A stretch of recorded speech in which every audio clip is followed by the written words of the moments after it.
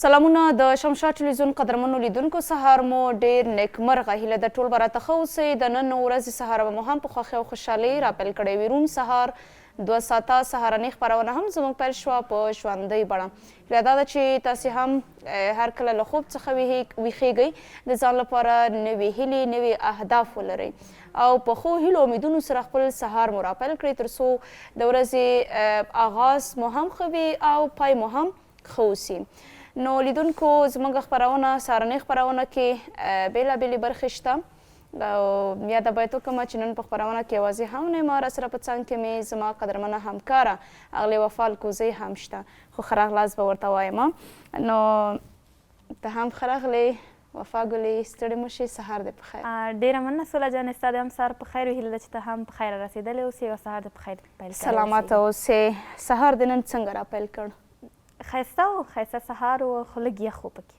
څنګه د زړه نه زړه یاده وکړه چې ښه و خو داسې ده که نه چې یخ هم زیات شوی ده خو نن په دې ښایسته هم و او زړه نازړه هم نه و د یخ که د لحاظ نه وګورم لږ زړه نازړه و خو د بل لحاظ نه وګورم هم ورته خوشحاله وم ځکه ښایسته سهار و بلکل نو تا ته خو معلومات هم شته که نه بهتره درته معلومه ده چې هر کله خپرونه پیلېږي د روم سهار نو هغه پیل یې زما یي نو نن حیرانه دې ته یم چې دا ته ستا برخه زما د خپرونې دغه لومړنۍ برخې نه وروسته د موضوع نه مخکې خو بیا د لومړنۍ برخې نه وروسته نن څنګه له ما سره یو ځای راغلې نن زه راغلم هلته ته ناده پرې نه ده ځکه نن ما سره یعنې یو ځای ناستې په څنګ کې لږ تعجب راته دا و چې وفا څه هېر کړي دي یا نه له یاده یې وتي دي چې دا خو د خپرونې معلوماتي برخه کې وه نن څنګه ما سره یو ځای راغلې په سټډیو کې ناسته ده بلکل سوله جانې زه نن راغلم یو خو دا چې تا ته نه پرېنږدم بل دا چې نن یو بله خبره هم شته ده پکې ځکه مې نه غوښتل ځانګړی خبر لرو نو ځکه نه مې غوښتل چې تا نن ته نه پرېږدم په دغه خوښۍ ورځ باندې البته تا ته نه پرېږدم د خوښۍ ورځ به څه وي نو څنګه چې به ټولو لیدونکو ته شاید معلومه هم اوسېږي لږ خو دا چې نن کومه ورځ ده دا هم درته وایم خو وی وایم که وی نه وایم دا راته وایم وی وایه چې اوس موږ هم وپوهېږو لیدونکي هم پوه شي چې څه کیسه ده نن سوله جانې د 20 د نومبر د ماشومانو نړیواله ورځ ده ډېر ښه نو زه هم راغلم ستا څنګ کې په لومړیو کې خو به راځم دې ته چې ټولو ماشومانو ته د شمشاد نړیوال ټلویزیون څخه د ماشومانو نړیواله ورځ ډېر ډېر مبارک وي نو تا ته دې هم مبارک وي سوله جانې زه خو ماشومه نه یم زه خیر ده نن خو ماشومانو ورځ ده موږ هم پکې حسابېږو نو زه پکې نه حسابېږم زما قانوني سن اوښتی دی ته ما ته مبارکي راکوې ښه ډېره مننه له دې خبرې زه خبره وم چې نن د نومبر د میاشتې 20 تاریخ او 2025 کال نو بیا دغه نیټه د ماشومانو د نړیوالې ورځې سره برابره ده زه هم په خپل وار سره ټولو ګلالیو ماشومانو ته د دغې ورځې مبارکي وایم او هیله دا ده چې ټول ماشومان چې هر فامیل په کور کې لري د دوی لپاره یعنې ښه توجه او ښه پاملرنه ورته ولري دغه د نن ورځې ماشومان د سبا ورځې رهبران او مشران دي په عموم کې دوی زموږ او ستاسې هغه توجه ته محبت ته پاملرنې ته جدي اړتیا لري او باید ورته پاملرنه وشي په دغه برخه کې خو غواړم په دغه برخه کې لږ څه معلومات شریک کړم چې ولې دغه ورځ مهمه ده د ماشومانو د حقونو د ملاتړ لپاره نړیوال پیغام دی چې دا ورځ لمانځل کیږي د ماشومانو لپاره دا ورځ هڅه کوي چې ماشومانو ته د ژوند زده کړې روغتیا خوندیتوب خوشحالۍ او د مینې حقونه یاد او تامین کړي دا چې د ماشومانو د حقونو کنوانسیون یا د ملګرو ملتونو لخوا دغه ورځ د نومبر 20 تاریخ نومول شوی دی او دا نو بیا تصویب شوی د ټولو هیوادونو له اړخه او په هر هیواد کې نه یوازې دا چې په افغانستان بلکې په ټولو هیوادونو کې دغه ورځ ځانګړې ته ولمانځل کیږي د ماشومانو لپاره خاصه توجه کیږي نو په دې خاطر باندې دا چې هر فامیل د خپل ماشوم پر ارزښت باندې وپوهېږي د هغوی حقونه د هغوی زده کړې د هغوی روغتیا د هغوی محبت لپاره د هغوی د راتلونکي لپاره پاملرنه ولري ترڅو د دوی راتلونکی ښه اوسېږي د دوی هغه شخصیت جوړونه په برخه کې ورسره پوره همکاري کړې وي نو په همدې اساس باندې دغه ورځ هم لمانځل کیږي خو یاد دې وي چې لیدونکي هم کولی شي راسره په خپرونه کې ګډونوال شي په 010 یا 611 611. یوازې دا نه چې ما وفا به په خپرونه کې سره غږیږو، یو بل سره به د زړه خواله ولرو، تر څنګ یې به یې لږ څه ناڅه معلومات وړاندې کوو، بلکې لیدونکي هم کولی شي په خپرونه کې ګډونوال شي. د ماشومانو لپاره دغه نړیوالې ورځې په تړاو څه نظر لري، یا هم په کومه ستونزه او یا هم په کوم غوښتنه باندې وغږیږي کولی شي. فعلا نو یو اړیکه هم شته. بلې السلام علیکم. سلامونه احترامات نیکې دي تا ته تخلیقي همکارانو ته یو د ښایسته برنامې ټول اورېدونکو ته سلام، سهار مو په خیر. سلامات اوسئ ګړندی صاحب، ستړی مه شئ، تاسې هم سهار مو ډېر نیکمرغه، هیله ده ښه اوسئ. شکر الله الحمد په جوړه په خیر یې. ډېره مننه. کور ودان بالکل چې موږ ښه یو، ستاسې روغتیا او سلامتیا غواړم. ګړندی صاحب، نن د نومبر د میاشتې 20 نیټه ده او دغه تاریخ بیا د کوچنیو ماشومانو نړیواله ورځ نومول شوې ده. راځه له تاسې واورم چې کوچني ماشومانو ته د هغوی د حقونو پیژندل، هغوی ته پاملرنه، محبت ورکول، د راتلونکي لپاره کار کول څومره مهمه ده؟ ګوره ښه دغه اولاد سړی چې غواړي او دغه ماشومان غواړي، دا وایي چې موږ یې سولې ته کښېنو، آینده د دې وطن ده، د پلار د مور د وطن د ټولو دغه وایي سولې ته به یې کښېنو. نو موږ او تاسې هسې په نوم باندې پېژنو چې نړیواله ورځ د هغه باسواده خلک او باعلمه خلک او روشن فکره خلک ته باور وکړو چې نور یې خبر نه وي د نوم نه، چې نوم یې لا څه شی دی د ماشومانو نړیواله ورځ. نن ماشوم په دې وطن کې ماشومان بېچارهګان ټول خښتو کې بټیو کې کار کوي، تکیله کار کوي، ماشین نرۍ کې کار کوي، مستریګیرۍ کې کار کوي، انګرۍ کې کار کوي. د باور وکړو لاسونه یې په موبایلو کې کړي د دې ورځې نه د سره خبر نه وي چې لا موږ هم ورځ لرو که نه لرو. په دې وطن کې تا 50 کاله کې په دې وطن باندې چې څه حال تېر شو، څه حال پرې راغی، ولاکه به دا ماشومان بېچارهګان زیاتره مکتب پېژني نه مکتب یې راکړي شي. خو خیر دا وطن به الله تعالی جوړ کړي، الله به ټولې ته خو راغلی، خدای به نورو مخته راولي. خو موږ او تاسې باید دې ماشومانو باندې ډېر زحمت او تکلیف وواسو، خصوصا اسلامي امارت باید خاصه توجه ورته وکړي دې ماشومانو ته چې ولې لا موږ وطن دا 50 کاله د مرمۍ په ګزوډوس کې تېر شوی، تباله اوله په اشتهار انفجار، بل شی ما نه ده لیدلی. ما 60 کاله عمر ده، تقریبا د خدای باندې باور وکړه چې موږ هغه د مرمۍ جان بل شی نه دي لیدلي. همداسې دا ماشومان هم اوس ټوله که خدای کول ټوله راغلې د الله تعالی دغه اسلامي امارت ته بیا غږ ده پرې باندې چې زیاته توجه وکړي. دا رنځېدلی ماشومان دا زموږ ماشومان دا اوس په خدای باور وکړو چې په ډېرانو ګرځي، لچې ټولوي، کاغذونه ټولوي او دوی د نړیوالې ورځې نه ما مخکې چې خبر یم نه چې خاصه توجه د اسلامي امارت غواړم چې مکتبونه ورته فعال کړي، معلومان ورته ښه ورته الله ورته فعال کړي او دوی ته تعلیم او تربیه ورکړي، سکیله کارونه پرې ونه کوي. باید دا ګلونه دي د دې وطن همدغه وارثین دي، همدغه ده چې دا وطن به جوړوي، همدغه ده چې پاچا وزیر و پارلمان او بل به کېږي، همدغه دي چې زموږ مدافعین دي دا وطن به ساتي.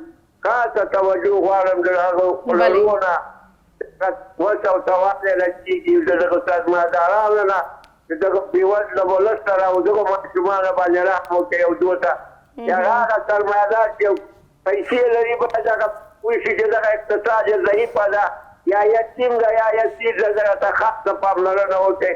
ولا باید البدر تورکي حج اکبر است ازاداران کا با یک دل بهتر است.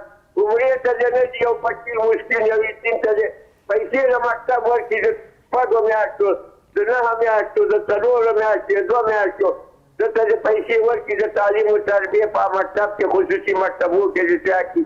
دا په داسې ولاده سل د زر د دې حج د عمرې نه دا ورته مخکې د وایدل بدر ته ورکړي حج اکبر است ازاداران کا په یک دل بهتر است. باید خاصه توجه په دې ګلونو باندې وکړو او خاص یې وروزو تعلیم او تربیه.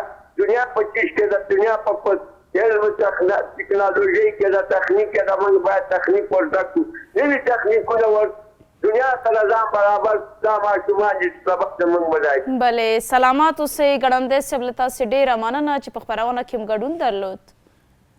آباد او خوشحاله او ښایسته برنامه او سلام علیکم. خیر اوسئ ډېره مننه او ښې چارې ولرئ.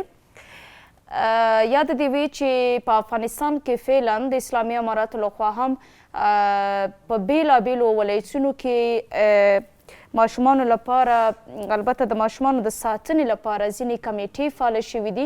په دغه د ساتنې په کمیټو کې بیا نو د 10,000 څخه زیات هغه ماشومان چې بې سرپرسته دي او هغه ماشومان چې یتیمان دي دوی پکې ساتل کیږي، ترڅنګ یې زده کړې ورکول کیږي او ساتنې کیږي. نو راګرځو همکارې ته مې دا چې د ماشومانو نن ځانګړې ورځ ده، تا په دغه برخه کې نن څه راوړي د لیدونکو لپاره یا نه؟ بلکل دا ځل مې هم د تل په څېر ده چې د ماشومانو نړیواله ورځ ده، ښایسته معلومات مې دوی ته چمتو کړي دي بخصوصا والدینو ته، ځکه چې په دغه برخه کې هغوی ډېر رول لري. څومره ښه. نو څه وخت وي چې دغه معلومات تاسې راټول کړي دي وایي ورو په ګډه باندې؟ ولنه سوله جانې په لومړیو کې به راسمه چې ماشوم په اړه که موږ هر څومره وغږیږو، هر څومره معلومات وړاندې کړو په هره برخه کې، ځکه چې د ماشوم د هر اړخ نه که موږ معلومات وړاندې کړو بیا هم کمه ده. خو دا ځل ما له ماشومانو سره د ښه چلند یا بد چلند یې پر شخصیت کومې اغیزې لري، ځکه چې هر څوک چې له ماشوم سره بد چلند وکړي نو شاید ډېرې اغیزې ولري پرې، پر شخصیت یې تاثیر وکړي، نو دا بیا نشي کولی چې مخته لاړ سي. دا هغه 10 ټکي دي یا هم 10 خبرې دي چې موږ باید په دغه کې ډېر پام وکړو، ځکه چې له بد چلند څخه باید مخنیوی وسي، رویې څخه باید مخنیوی وسي، نه تنها والدینو ته بلکې ټولو هغه کسانو ته که هغه په مکتب کې ښوونکي دي یا نورو ځایونو کې دي، خپلو خپلوان دي، کاکاګان دي، ماماګان دي، ځکه چې دا هغه کسان دي چې د کورنۍ ماشومانو ته ډېر نږدې اوسېږي. د دې ترڅنګ په کورنۍ کې نیا او نیکه هغه کوم کسان چې په کورنۍ کې اوسېږي نو باید له دغه بد چلند څخه مخنیوی وکړي ترڅو د ده پر شخصیت ناوړه اغېزه ونه کړي. له ماشوم سره ښه چلند او برخورد کول د هغه پر شخصیت مستقیما اغېزه لري. دا چې له ماشوم سره باید څه ډول چلند وشي او بد چلند پر هغه کوم منفي اثرونه لري، په همدې تړاو له تاسو سره 10 هغه ټکي یا موارد شریکوم چې تاسو باید په پام کې ونیسئ. لومړی د ماشومانو پر وړاندې زغم لرل. د هر څه نه مهمه زغم ده. که چېرته یو ماشوم څومره شوخ اوسېږي، که څومره شوخي وکړي، هر څومره تیز اوسېږي، د هغه تیزوالی، د هغه بد چلند، نو موږ باید په مقابل کې زغم ولرو. کله چې لویان ماشومان وهي او ټکوي نو ماشومان د ناچارۍ او ناهیلۍ احساس کوي. دا احساس د دې سبب ګرځي چې ماشومان خواشیني شي، غوسهناک او جګړه مار شي. کله چې زمونږ کورنۍ، البته د کورنۍ غړي کوم ماشوم باندې لاس پورته کوي نو شاید هغه خواشینی شي او ناهیلی شي، ځکه هغه دا احساس کوي چې دوی ما سره مینه نه لري. نو خپلو ماشومانو ته دا ور زده کړئ چې تاسو غواړئ هغوی څه ډول کړنې ترسره کړي، ځکه چې ماشومان په دې باندې نه پوهیږي چې کوم کار سم دی کوم ناسم دی. هغوی ته د روزنې ورکولو لپاره زغم ولرئ. کله چې تاسو د هغې څخه مخکې ماشوم باندې لاس پورته کوئ، نه دا هېڅ سم کار نه ده، ځکه چې خواشینی کېږي، غوسه کېږي او یا هم شاید ډېر جګړه مار شي، جګړې خوښې کړي.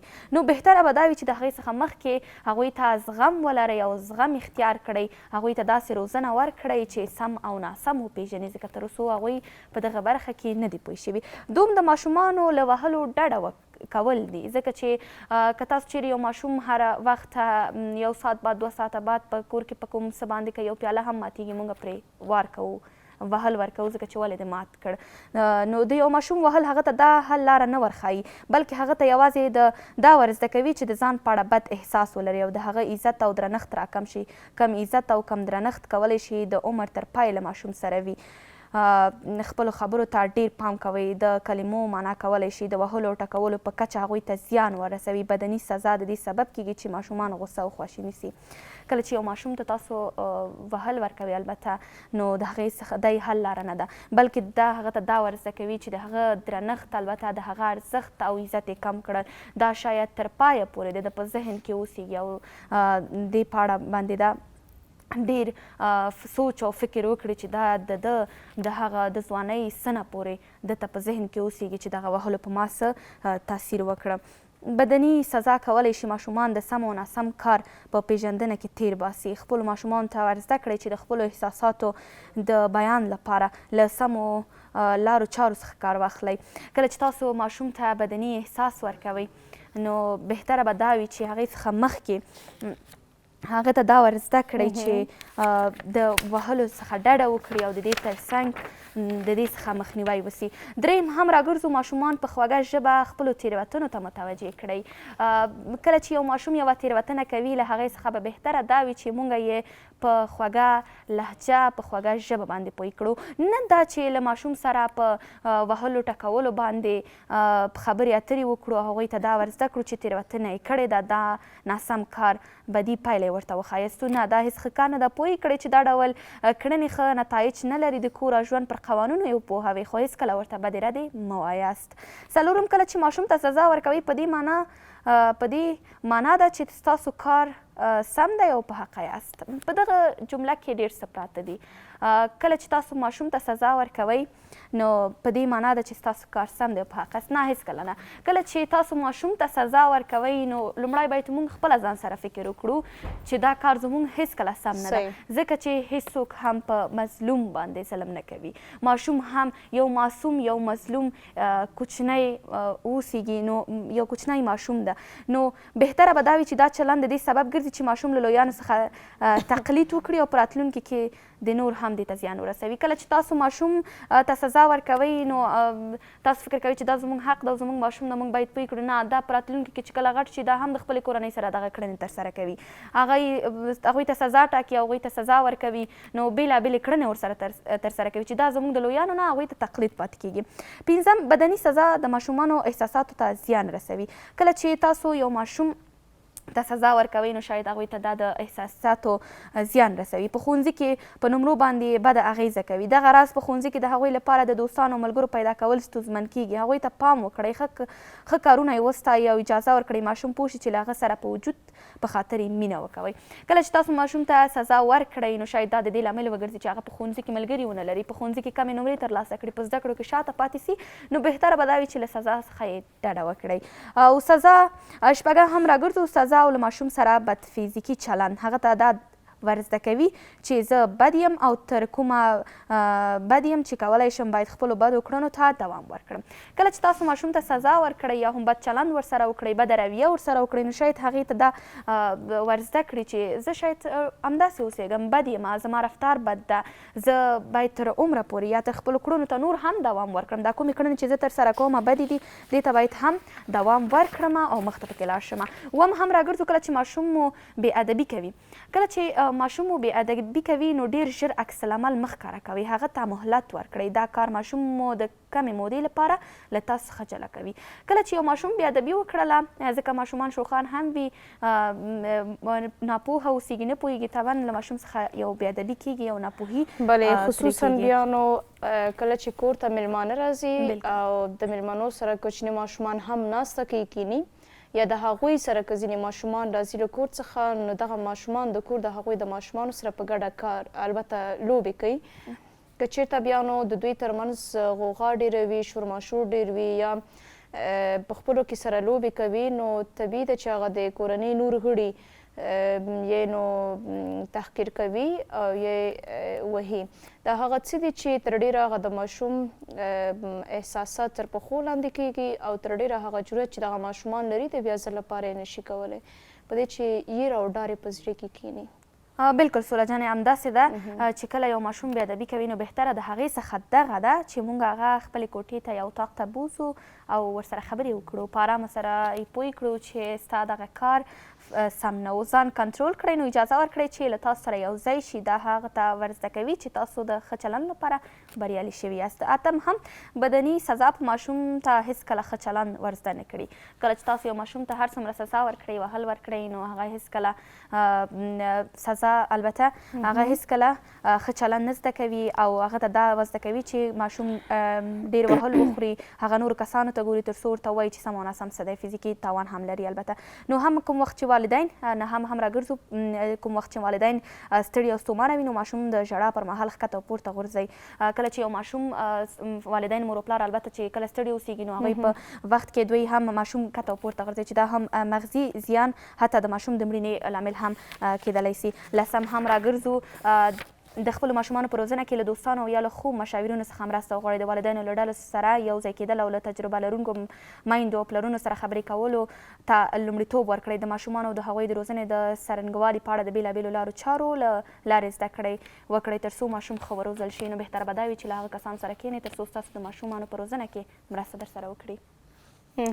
نو بلکل سوله جانې دا هم لنډ معلومات و چې د ماشومانو د ښه چلند او د روزنې په اړه مې وړاندې کړل.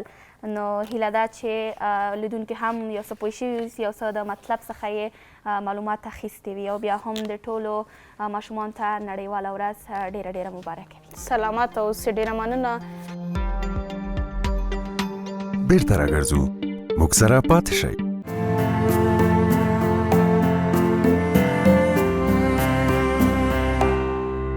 ښه راغلی بیا هم لیدونکو، ستړي مو شئ. له تاسې مننه چې راسره یاستئ. د خپرونې دوام مو د یو بله برخه پیل شوه. په دغه برخه البته د خپرونې د موضوع ده.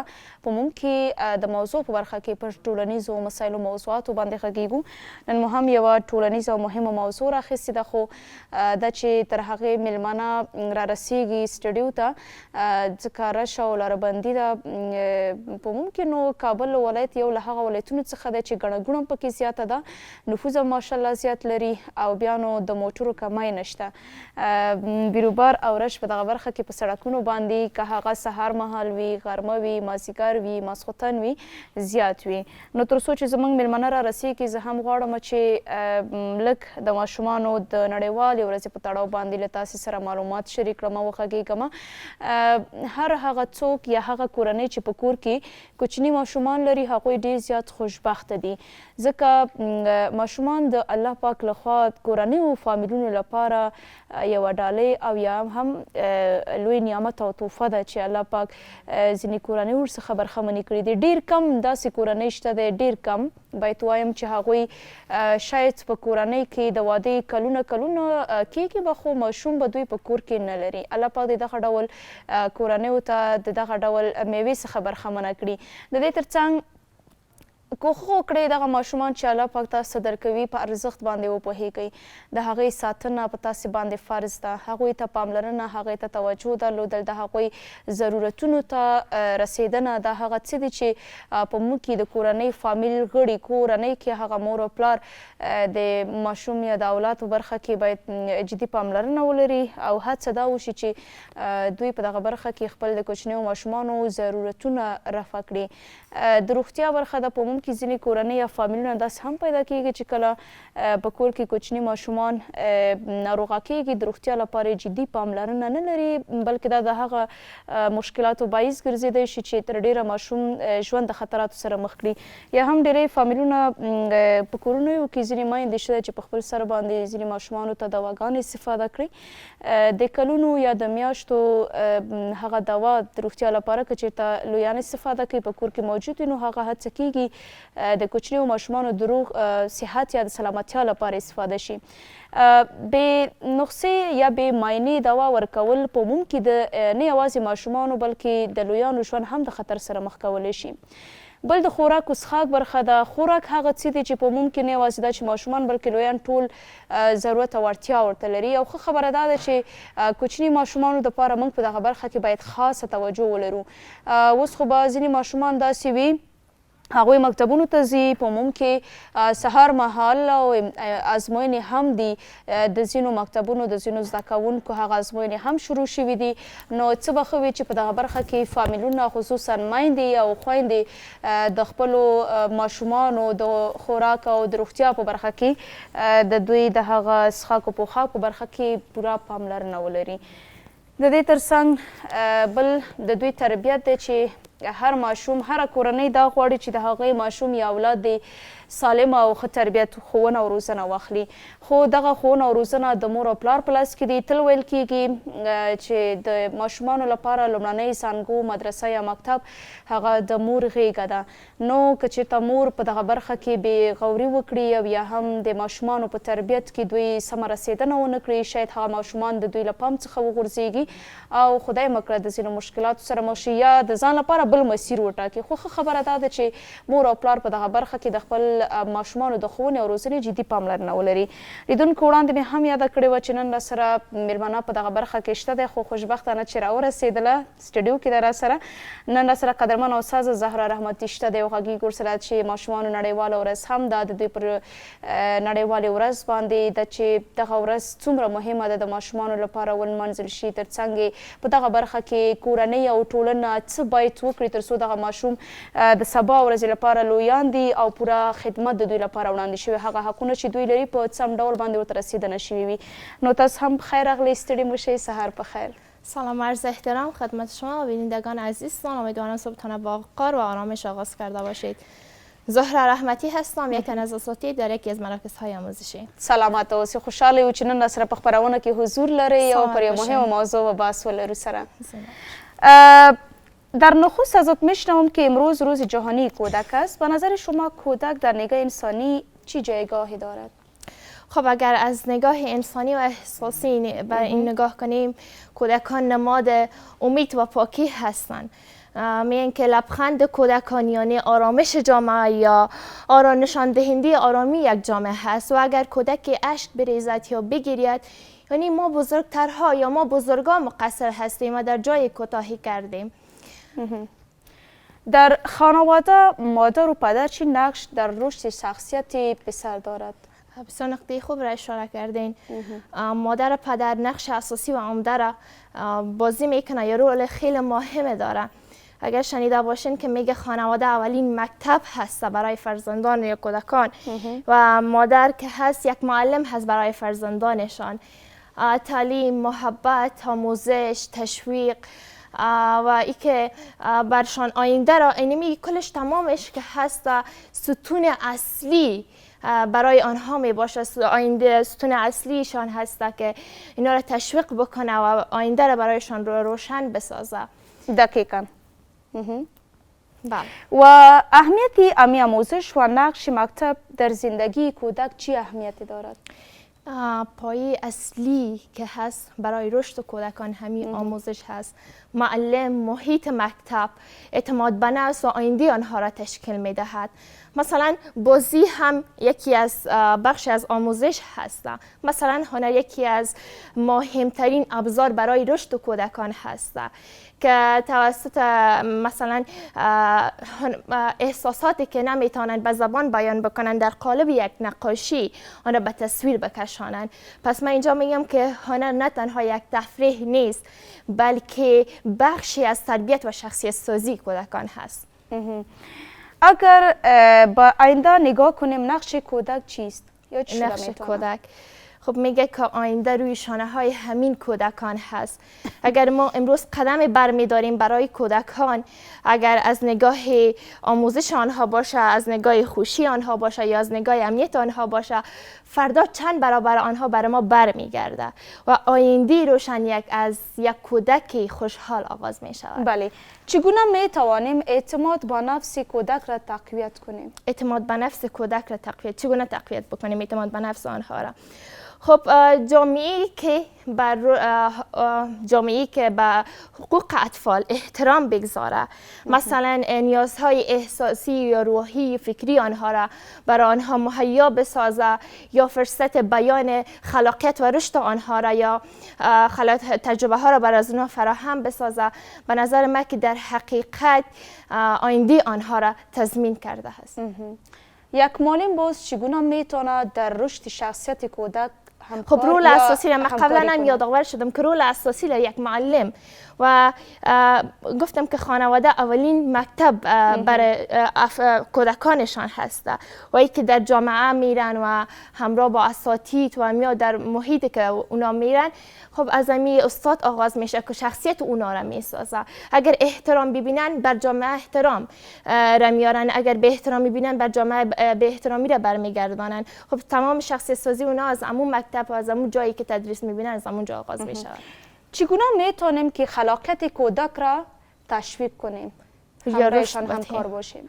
خب اونا جامعه مکلف هسته که اونا را مثلا براشان محیط را درست فراهم بسازن، محیط درسی را از کارهای شاقه اونا را و اونا را نگذاره که آسیب ببینن، آسیب هایی که در محیط میبینن اونا را حفظ نماین. همین خشونت و خانواده خیلی رول داره که به تربیت شخصیتی آنها کمک بکنه. خشونت خانوادگی چی تاثیر به کودک دارد بر روانش؟ بر روانشان خیلی اونا اعتماد به نفس آنها پایین میآید، نمیتونن که در جامعه با اطرافیانشان درست ارتباط برقرار بکنن. سر روان اونها خیلی تاثیر دارد. بله. پیام شما برای پدر و مادرها در رشد شخصیت کودکان چی شده میتونه یا چیست؟ خب از خانواده ها میخواهیم که در تربیت با محبت فرزندانشان را تربیت بکنه و همچنان از جامعه میخواهیم که اطفال را یا کودکان را از آسیب ها حفظ نمایند و از همه ما میخواهیم اکی را باید داشته باشیم که آینده از آغوش یک کودک آغاز میشود. نو استاد لتاسی هم مننه چې را سره په خپرونه کې حضور درلود. سلامت باش. خیر اوسئ. بیرته راګرځو موږ سره پاتې شئ.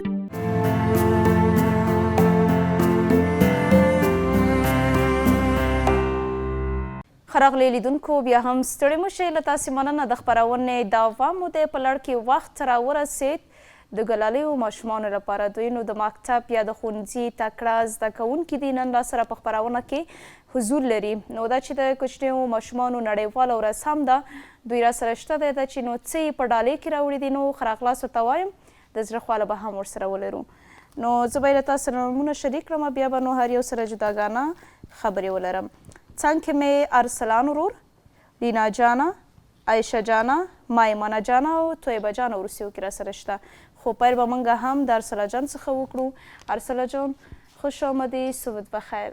Hi, my name is Arsalan Bakari and I'm honored to be here to share some moments. And today is Children's Day and it's a very good day for children and parents. ډیره ښه ده. د کوچنیو ماشومانو په تړاو باندې معلومات وړاندې کوئ.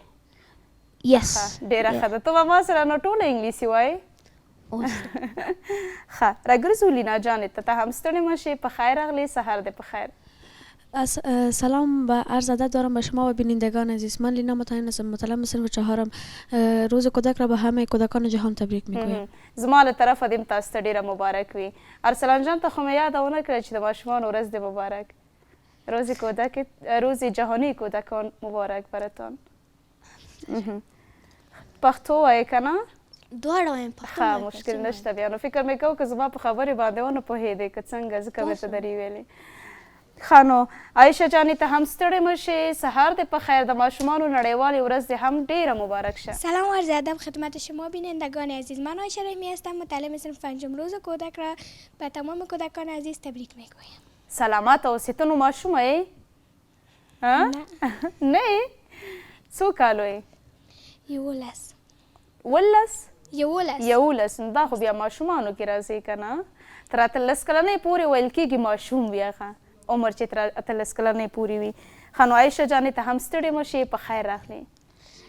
سلام عرض ادب دارم به شما و شما بینندگان عزیز. من میمونه رحمی هستم، متعلم صنف پنجم. روز جهانی کودک را به تمام کودکان جهان تبریک میگویم. سلامت اوسې. نوم خو مې درته غلط نه کړ؟ غلط شو که نه؟ میمونه جانه څنګه یې؟ سهار دې په خیر پیل کړی؟ تاسې دواړه فکر کوم خویندې یې، لباس مو یو رقم دی. دا بیا څومره ښه رنګ مو غوره کړی د ځان دا رنګ مو په خپله خوښ کړی؟ ډیره ښه ده. طیبه جانې ته هم ستړې مه شې. سهار دې په خیر. سلام خدمت شما خوبان، امید که خوب و صحتمند بوده و لباس عافیت بر تن داشته باشید. او دا مایک لږ صحیح ونیسه. کودکان امروز آینده سازان فردا هستند. پس من هم به نوبه خود روز جهانی زیبای کودک را به شمول خود به همه کودکان نازنین تبریک است. ماشاءالله څومره خوشحالی. څه احساس لري چې نن د ماشومانو ورځ ده؟ او ما یې خو لږ ښه ونیسه، خولې ته دې سم ونیسه چې په خبره باندې دې وپوهېږو. څه به وایې له خیره موږ ته؟ زه وایم چې ماشومان ډېر حق لري په مور و پلار. او طیبه جانه خو له سهرې ډېره خوشحاله ښکاري. ښه خوشحاله یې نن ستاسو ورځ ده. ډېره ښه ده. فکر کوم تاسې په ګډه کومه ترانه هم لرئ. نعت وایي که ترانه؟ ترانه ده. ډېره ښه ده. زه به اول دغه ترانه واورم. سمه ده؟ بسم الله الرحمن الرحیم. ترانه. کودکم من خوش به حالم، کودکم دور از غصه و غم شادم چون کودکم. قلب کوچک دارم و قلب من پر از امید، نور دارم در درون و روشنم چون خورشید. کودکم من خوش به حالم، کودکم دور از غصه و غم شادم چون کودکم. روزم مبارک، منم گل زیبا، منم رنگ قشنگ رویا. میخندم تا دنیا شود پر از مهر و صفا. کودکم من خوش به حالم، کودکم دور از غصه و غم شادم چون کودکم. ماشاءالله څومره ښکلی و. د ځان لپاره مو ډالۍ هم راوړې وه. د یوازې تاسو ته ډالۍ وه یا نه نورو ماشومانو ته هم وه؟ نورو ماشومانو ته. دې کې یوازې تاسو خپل ځان یاد کړی و. کودکم من. ښه نو ډېره ښه. راځو ارسلان خان ته. ته نو داسې وکړه چې د ماشومانو په تړاو دې راسره معلومات شریکول که نه په انګلیسي کې. اورو یې له خیره. In the name of Allah, children are the future of our country. Children are the most precious thing to a parent. Children are most precious because they make the country better. The country becomes better. It becomes futuristic. The country needs to be studied. When children study, the country becomes good. Everyone has to study. When children don't study, it means that our country is bad. So we should study. To have motivation, they need to have supporting parents, supportive. So the parents should be supportive of them, and whatever achievement they do, they should be grateful for what they have done, and the children need to study. ماشاءالله. تو اوس داسې وکړې چې ترجمه به یې ملا ته لنډه وکړي. استاد دا مفهوم مې درته وایم چې ترجمه یې ډېره مفهوم یې دا ده چې ماشومان باید خپل درسونه ووایي او نن د ماشومانو ورځ هم ده. خپل درسونه ووایي، مور و پلار سره کومک وکړي، مور و پلارونه ډېر خوشحاله وي چې همدا ماشوم فکر وکړي چې مور پلار مې خوشحاله دي، زه به نور درس هم ووایم، زه به نور شیان هم وکړم. نور هم تشویقېږي که نه؟ نور هم تشویقېږي. ارسلان خان څه فکر کوي که له دې ځای نه لاړ شي کور ته، څه تصمیم، څه داسې تدابیر و پلان به درته فامیل نیولی وي دا چې ماشومانو نړیواله ورځ هم ده؟ یو پلان دغه ده چې نن چې تلویزیون ته راغلم یو شی به راته واخلي، او بل د کودکانو ورځ ده یا مبارکین به م راته راکړي. فامیل که نه؟ څه فکر کوې تحفه کې به درته څه اخلي؟ تحفه کې نه پوهېږم نور. تحفې نه خبر نه یې، خو ستا څه خوښېږي ډېر؟ زما ساده پیزا ډېر خوښېږي. پیزا؟ تا مجبور یو رستورانت ته یوسي په تا باندې پیزې وخوري که څنګه؟ د آینده لپاره څه ارمانونه او څه هیلې لرې؟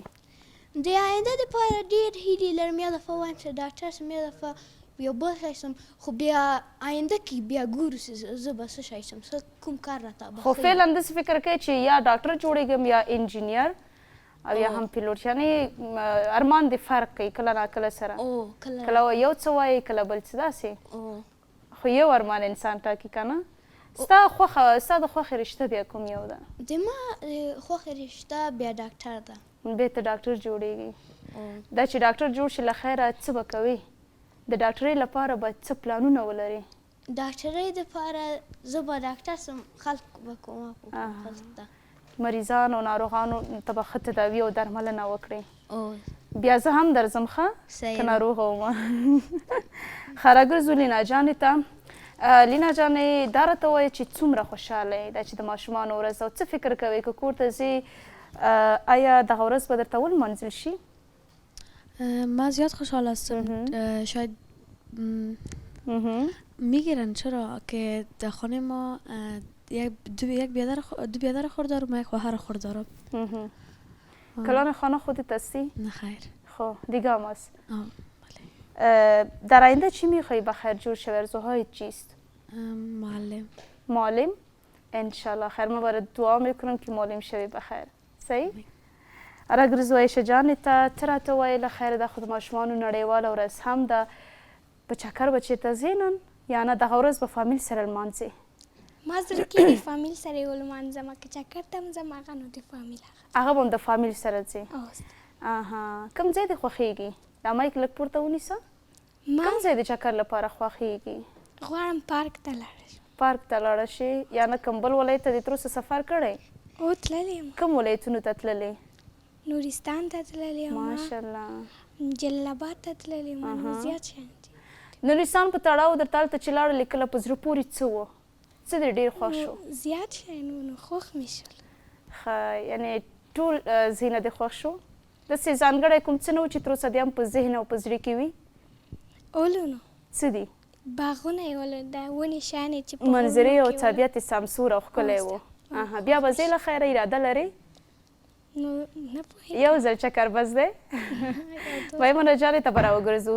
ته راته ووایه چې له خیره ستا لپاره به څه په پلان کې نیول شوي وي؟ ما لپاره به خو زه دومره وړکی نه یم خو ماته به یو ډالۍ نشي نور خو یو تبریکي به راکوي. یو تبریکي به درکوي خو د لینا جان او عایشه جان نه کوچنی یې؟ څو کلنه یې؟ 9 کلنه یې که نه وایي زه خو فکر نه کوم چې دومره کوچنی اوسم. کیک دې خوښېږي؟ دومره هم ډېر نه. خواږه شیان دې نه خوښېږي؟ څه دې خوښېږي؟ د رستورانت شیان نه پیزا ونه وایې؟ پیزا هم ده نو ټول خواړه دې خوښېږي؟ ترخه نه اوسي؟ ترخه اوسي. ماشومان خو پاپړ او دغه چارچور دغه شیان ډېر خوري. څه هم همداسې؟ خو زه یې خورم اما دومره ډېر پاپړ ښه دومره نه. طیبه جانې ته راته ووایه له خیره څه به نن په پلان کې وي؟ فامیل دې څه فکر کوي دغه ورځ به درته ولمانځي؟ ولمانځي. تحفه به هم درته واخلي؟ تحفه به هم درکوي؟ څه دې ډېر خوښېږي؟ ډالۍ که یو څوک درته درکوي څه باید اوسي؟ هغه نو خپله باید واخلي. هغه یې خپل په خوښه که نه چې هر څه درته ډالۍ کې درکوي. د آینده لپاره څه هیله لرې؟ ډاکټره شي. دا چې لویه شي له خیره څه به جوړېږي؟ ډاکټره جوړېږي. د څو کالو یې؟ زه د 9 کالو. 9 کلنه یې. په څویم ټولګي کې؟ 5م ټولګي. انشاءالله دعا درته کوم تاسو ټولو ته چې خپلو هیلو ته ورسېږئ. ښه څه پیغام لري د کوچنیو ماشومانو لپاره؟ پیغام نشته؟ سمه ده. د میمونې څخه به یې واورو. زه دا پیغام لرم چې کوچني ماشومان خپل درس ته ورسېږي خپل تعلیم وکړي او که زموږ کشور کې دومره تعلیم نشته تر 6م صنفه ده اما دوی باید خپل تعلیم وکړي او آینده کې چیرې ښکنه جوړ شي. انشاءالله. ښه راګرځو نو عایشه جانې ته. ستاسو پیغام نه لرې؟ لینا جانې ته؟ ارسلان خان. My پیام مې دا ده چې ماشومان باید د خپل درسونه ووایي درس نه یې ځان تور نه کړي او دوی چې درس ووایي موږ وطن پیشرفت کوي. بلکل. کومه لوبه دې خوښېږي؟ کرکټ. کرکټ دې خوښېږي؟ کله کله بیا وخت ورکوي کرکټ ته؟ ښوونځي کې وخت ورکوي یا نه کور کې؟ ښوونځي کې. ښوونځي کې. ښه ډېره ښه ده. نو له تاسې ډېره مننه چې په خپرونه کې راسره حضور درلود. بیرته راګرځو موږ سره پاتې شئ.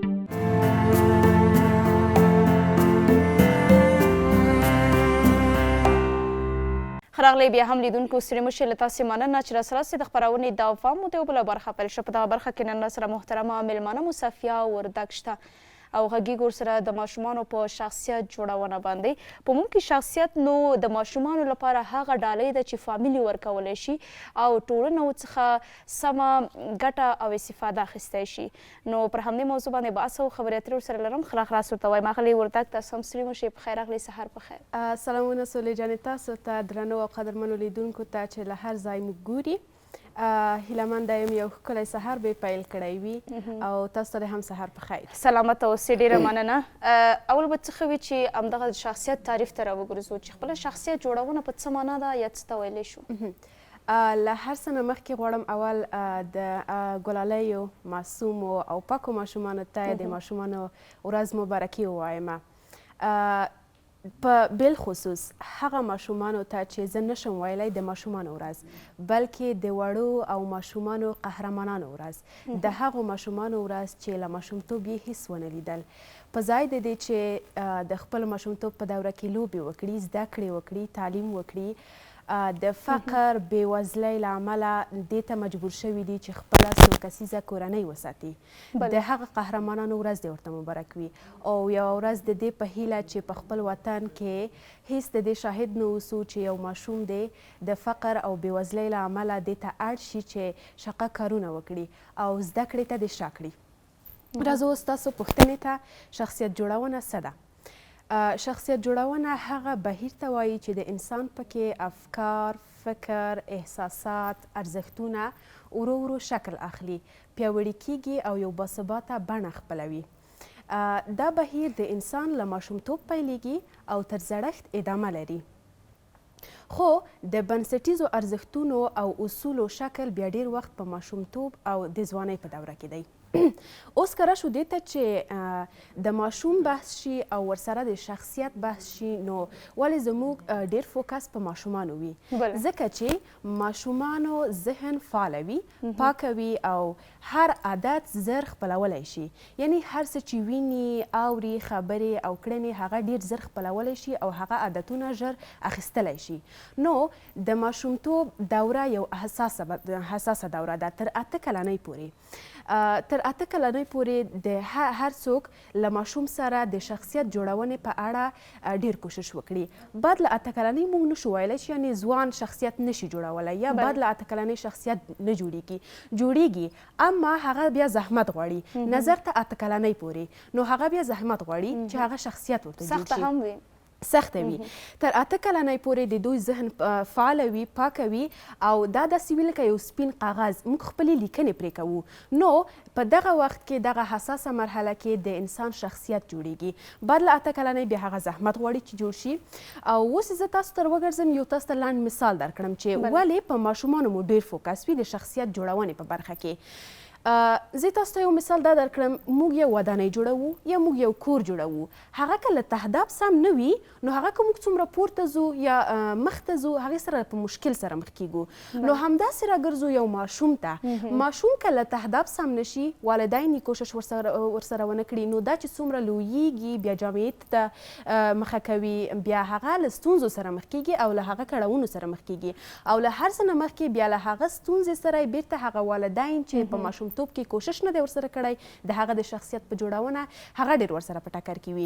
نو د شخصیت جوړونې ته راشو او ورسره دې ته راشو چې ماشوم، نو د ماشومتوب دوره هغه دوره ده چې شخصیت جوړونه ډیره پکې رول لري او موږ باید کوشش ورسره وکړو چې شخصیت جوړ شي. بله، په کور کې یا په فامیل کې د کورنۍ د غړو یا په موږ کې زموږ دغه کارونه او کړنې د ماشومانو په شخصیت باندې څه اغیزې درلودی شي؟ آیا اغیزې لري؟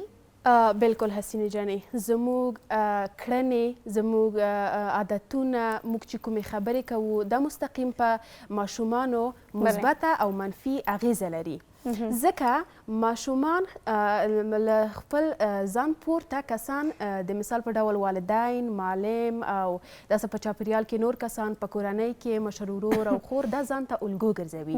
هغه چې په کومه لار روان وي نو ماشوم هغې ته ګوري او په هغه لار روانیږي. که په مثبت لار روان وي نو ماشوم هم همغه مثبت لار روانیږي، که په منفي لار روان وي نو هغه هم په منفي لار روانیږي. زه په ډیر تاسف سره یو خبره کولی شم. زموږ اوس نسل ته که کتنه وکړو، موږ آینده نسل ته هیڅ رڼا نه ده پرېښې. ځکه اوس نسل ته وګورم، موږ خپلو عادتونو ته وګورو، نو زه دا په تاسف سره ویلی شم چې که آینده نسل موږ ته وګوري او تر شا وګوري، زموږ نسل ته وګوري، نو ډېر په تاسف سره به وایي چې موږ ته مو څه پرېښي دي. یعنې موږ هغه عادتونه لرو، د مثال په ډول که ماشومان موږ ته وګوري هغه عادتونه خپلوي. کینه په موږ کې رواج ده، غیبت په موږ کې رواج ده، بېنزاکتي په موږ کې رواج ده، د یو چا عزت ته احترام نه لرو. دغه ټول هغه عادتونه دي، سره له دې نور په اجتماع کې چاته احترام نه کوو، په ټولنیز کې مشرانو ته. دغه ټول هغه عادتونه دي چې ماشومان موږ ته ګوري او هغه عادتونه خپلوي. نو یو ځل راشو باید دې ته چې موږ خپلې کړنې سمې کړو، خپلې خبرې سمې کړو، عادتونه سم کړو، ترڅو هغه ماشومان چې موږ ته ګوري له موږ الهام واخلي. خو متاسفانه زموږ داسې کړنې دي چې که موږ وګورو هم آینده نسل له موږ څخه څه شی نشي زده کولی. والدین اول باید خپله کوشش وکړي چې په هغه لار روان شي چې ماشومان یې په هغه لار ورسره روان شي. که والدین یا له ځان څخه مشران په هغه لار روان وي، یعنې په مثبت لار روان وي، خو ماشومان هم په همغه لار ورسره روانېږي.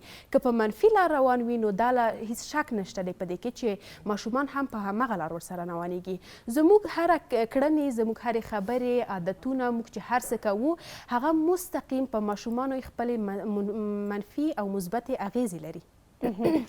آیا ښوونځی د ماشومانو د شخصیت په وده کې رول درلودی شي، او یا هم ښوونځی څنګه کولی شي چې د ماشومانو په شخصیت باندې اغیزه وکړي؟ شخصیت له کورنۍ پیلېږي، او اول باید شخصیت له کورنۍ جوړ شي. بیا ښوونځی یې غښتلی کوي، هغه یې ډیروي. زه تاسو ته یو مثال درکړم. زموږ ډیری وګړي وایي چې د یو باسواده مور او پلار اولاد ډیر ښه راځي. زه له دې نظر سره مخالفه یم. داسې مور او پلار مې لیدلي دي چې نه تعلیم لري، نه زده کړې کوي، اما داسې یو باشخصیته اولادونه لري چې واقعا هغه یې نه لري چې ډاکټرا لري. داسې کسان مې لیدلي دي چې مور او پلار یې سواد لري، خپله یې ډاکټرا اخیستې ده، اما د شخصیت په نوم هیڅ نه پېژني. نو دا له کورنۍ پیل شو، دا له تهداب پیل شو. اول شخصیت ښودنه باید له کورنۍ پیل شي. ښوونځی یې بیا غښتلی کوي، هغه یې ډیروي. نو موږ نشو ویلی چې ښوونځی شخصیت جوړوي. ښوونځی شخصیت جوړوي، هغه یې غښتلی کوي، اما له تهداب باید له کورنۍ پیل شي. نو ښوونځی موږ ته دا ښیي کله چې یو ماشوم ځي ښوونځي ته، هغلته نو بلا شکه چې الګوی معلم وي، معلم ته ګوري، استاد ته ګوري، هغه چې کوم کارونه کوي. زه بیا هم په دې تاکید کوم چې معلم یې په خپلو کړنو فکر ونه کړي، معلم یې په خپلو عادتونو فکر ونه کړي، معلم دې ته ونه ګوري چې زه څه کوم. دغه ماشومان چې یعنې فکر وکړئ 20 ماشومان، 25 ماشومان ماته ناست دي چې دا یې له مانه زده کړي. نو که هغه په خپلو کړنو فکر وکړي، هغه ټول ماشومان یې له هغه معلم څخه زده کوي. که معلم په خپلو کړنو فکر ونه کړي، نو هغه بې له شکه چې ماشومان هغه څه ورنه زده کوي چې هغه معلم پرې روان دی. نو شخصیت جوړونه زما په نظر له کورنۍ پیلېږي او ښوونځی یې غښتلی کوي. بلې که راګرځو نن سبا خو دغه د ټکنالوژۍ استعمال بیخي زیات دی، خصوصا بیا نو کوچني ماشومان هم په دغه برخه کې ډېره ښه فوقالعاده برخه لري. خو د ټکنالوژۍ زیات استعمال که چېرته یو ماشوم د فامیل لخوا هڅول کېږي دغه برخې ته، یا هم خپله ماشوم علاقمندي زیاته پیدا کوي، د دوی پر شخصیت باندې څه منفي تاثیرات درلودی شي؟ اول خو زه له دې نظر سره مخالفه یم. بیخي ماشوم باید هیڅ تلیفون ته یعنې دسترسي ونه لري، ځکه زه او ته تر اوسه په استعمال سم نه پوهېږو. یعنې فتنه یې دومره اوج ته رسېدلې، پاتې شو ماشومان چې هغه خو په هیڅ نه پوهېږي. یو څو ورځې مخکې یو مور مې ولیدله، دا یعنې ښه هم نه ده، اما زه د عبرت د خاطره کوم. دا اوس موږ ته یو ډول سټایل ښکارېږي، د ماشوم سره ټلیفون، ټیک ټاک کتل، ویډیو کتل. ماشوم ته خوب نه ورتلو، د ماشوم پر سر پورې ټلیفون کېښوه او سندره یې ورته ونیوه. پوهېږئ تاسف مې په څه راغلو چې په دې ښه پوهېږو چې دغه کړنې زموږ زړه توروي، یعنې هغه د الله تعالی له رحمت لرې کېږو په دغه کار او کړنې. دغه دوی ته یو ډول سټایل ښکارېدو. نه، ولې یو ماشوم ته ټلیفون په لاس ورکړو ځکه په ټلیفون کې هر رنګه شیان شته دي. نو بل ماشوم ویده کوو ولې د هغې په ځای چې د قرآن کریم تلاوت ورته ونیسو او هغه پرې ویده کړو موږ سندره یې پر سر پورې نیسو. دغه ټولې هغه کړنې دي چې له مشرانو پیلېږي. مشر ماشوم ته ټلیفون په لاس ورکوي، ماشوم ژاړي، هغه ټلیفون غواړي، نو موږ باید داسې ونه کړو چې واخله هغه کینی زه کار لرم ټلیفون مې په لاس ورکړو. په دې نه پوهېږم چې په هغه ټلیفون کې سترګې په څه نه لګي. ما مخکې هم وویل چې د ماشوم ذهن پاک وي، په هغه موږ خپلې لیکنې کوو. هغه چې څه ویني، هغه چې کومه خبر اوري، هغه چې کومې کړنې ویني، هغه ژر خپلوي، هغه عادتونه خپلوي. نو ښایي په ټلیفون کې په اجتماعي شبکو کې داسې څه وویني چې په شخصیت یې ډېره ژوره اغیزه وکړي. نو د ټلیفون استعمال ماشوم ته ښه نه دی، نه د صحت په برخه کې نه د شخصیت په برخه کې. بله، څنګه کولی شو چې ماشومان مسؤلیت پذیر عادت کړو؟ هغه نه چې مطلب شاقه یا درانده کارونه او غټ لوی مسؤلیتونه ورته وسپارو تر غاړې کړو ترڅو د دوی هغه راتلونکی او هغه شخصیت وژنه ورسره وشي، او یا هم د دوی هغه د نورو تعلیم او پوښاک وڅښاک کوم زمینه سازي چې د فامیل لخوا وي هغه قید شي ورته. مسؤلیتونه څه ډول مسؤلیتونه ورکولی شو؟ څنګه کولی شو دوی له ماشومتوبه مسؤلیت پذیره شخص وروزو او دغه یو احساس ورته ورکړو؟ زه تاسو ته لنډ مثال له کورنۍ درکړم. په کورنۍ کې یو کار ویني، هغه ته ډېر په مهربانۍ وایي چې راځه له خور سره دې همکاري وکړه، راځه له ورور سره دې همکاري وکړه، ستا دا همکاري دا کولی شي. همدغه ده چې د ماشوم ذهنیت په دې فعاله کیږي او دې فکر ته ځي چې زما کومک د نورو خلکو سره خیر دی. همدغه ماشوم چې دغه مسؤلیت پذیري یعنی د کورنۍ لخوا ورته زده شي چې ستا دغه همکاري دا ډېر ښه کار دی، دا د خیر کار دی، او همدغه دی چې که ته له یو چا سره کومک وکړې ښایي خپله هم یو څه زده کړې، هغه کس ته چې مقابل شخص سره کومک کوي هغه هم یو څه درنه زده کړي او د خیر کار وي. بیا همدغه ماشوم چې له کوچنیوالي په همدغه فکر لوی کړو چې کومک وکړه له خلکو سره، نه داسې کومک چې زه اوس ورته ووایم چې ورشه غرونه چپه کړه، نه، ډېر عادي کارونه. همدغه عادي کارونه وي چې ماشوم ته د ماشوم دا فکر پراخوي چې زما کومک له نورو سره د خیر کار دی، د ښه کار دی، او همدغه دی چې زما شخصیت جوړوي. همدغه کارونه او عادتونه چې زه ورو ورته وایم او په ډېره مهربانۍ سره چې دا کومک وکړه دا کار وکړه، همدغه ماشوم بیا لویږي. همدغه ماشوم چې کله لوی شي بیا جامعې ته ولاړ شي، ټولنیزې ته ولاړ شي، له خلکو سره راکړه ورکړه ولري، نو دا یو بامسؤلیته شخص لویږي. دا هغه شخص لویږي چې د خلکو سره خپله همکاري خیر بولي. نو له کورنۍ څخه پیل شي او په مهربانۍ ورته وویل شي چې ستا کارونه چې له خلکو سره کومک کوي دا ستا شخصیت جوړوي، او ورسره له دې نورې داسې خبرې ورته وکړو چې د هغه خبرې د دې لامل شي چې تاثیر پرې ولري په هغه ماشوم. نو دا بیا کولی شي چې کله لوی شي او با شخصیته شخص لوی شي او یو بریالی شخص لوی شي. دغه مسؤلیتونه چې تاسې یاد وکړه، دغه مسؤلیتونه باید ماشومانو ته په کوم عمر کې ورکول شي؟ ما لکه څنګه چې مخکې هم وویل چې ته 8 کلنۍ پورې ډېره حساسه مرحله ده. ته 8 کلنۍ پورې که موږ ماشومانو ته هر څه ښیو هغه ډېر ژر خپلوي او هغه عادتونه ډېر ژر یعنې ځان ته اخلي.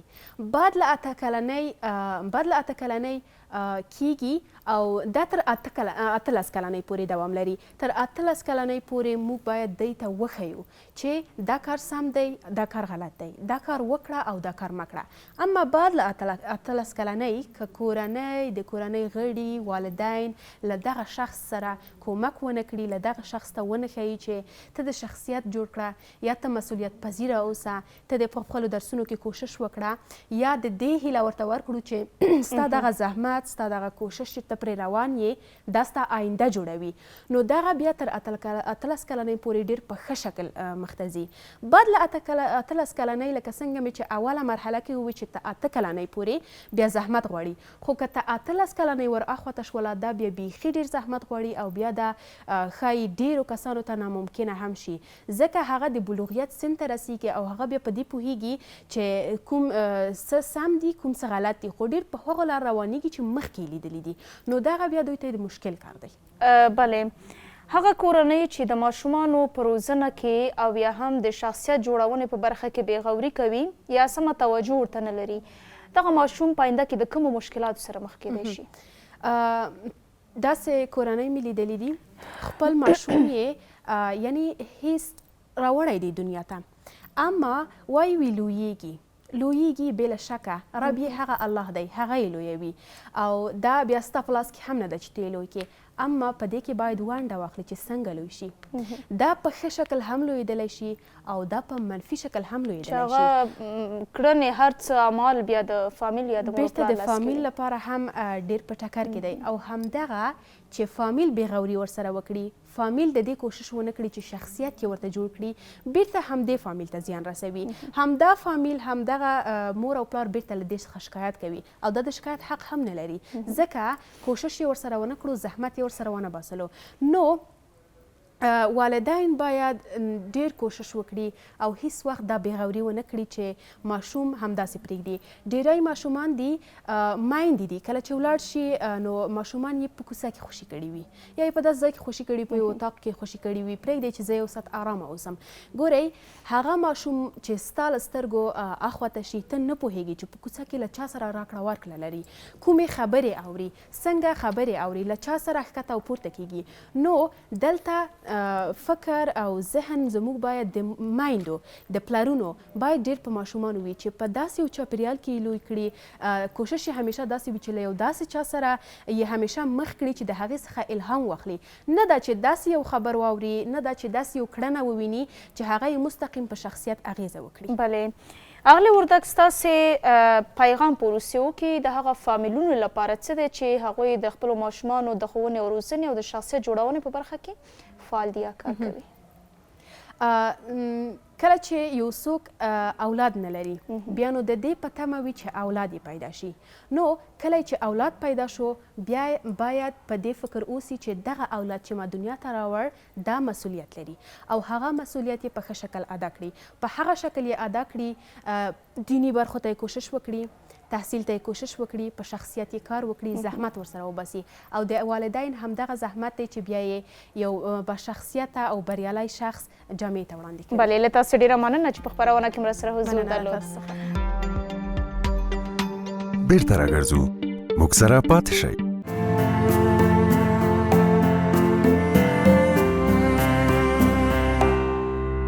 راغلی لیدونکو بیا هم ستړي مو شئ له تاسې مننه د خپرونې دوام مو دی او په لړ کې وخت راورسېد د خپرونې د خبر د برخې دغه برخه کې نو د خبر د برخې همکاره مو اغلې یاسمین صاپۍ شته راسره په سټوډیو کې دا وبورو نن د کومو موضوعاتو په تړاو باندې د افغانستان په شمول د نور هیوادونو تازه خبري موضوعات او راپورونه له ځان سره راوړي ښه راغلاست ورته وایم تاسو هم ستړي مو شئ پخیر اغلې سهار او پخیر ډېره زیاته مننه سوله جان تاسو ته هم سلام سهار د ستاسو په خیر هیله د ښه سهار به پیل کړی سلامت اوسئ شفا دې وي نو ناروغه هم یې الله پاک دې وکړي چې څه ستونزه نه اوسېږي د خبرونو د ویلو په برخه کې ډېره مننه بس اوس موږ تاسو وینو چې فصلي ناروغۍ البته خپرې شوي دي نو د همدې له امله زما هم یو څه صحت خراب دی خو خیر خبر به وړاندې کوو او دا مو مسؤلیت دی السلام علیکم درنو لیدونکو سهار مو بخیر د رون سهار خپرونه ده او بیا هم د خبر برخه ده نن مو بیا هم هڅه کړې ده چې تر ډېره په نوو او تازه خبرونو پسې وګرځو او تر تاسو یې در ورسوو د نن ورځې په لړ کې کوم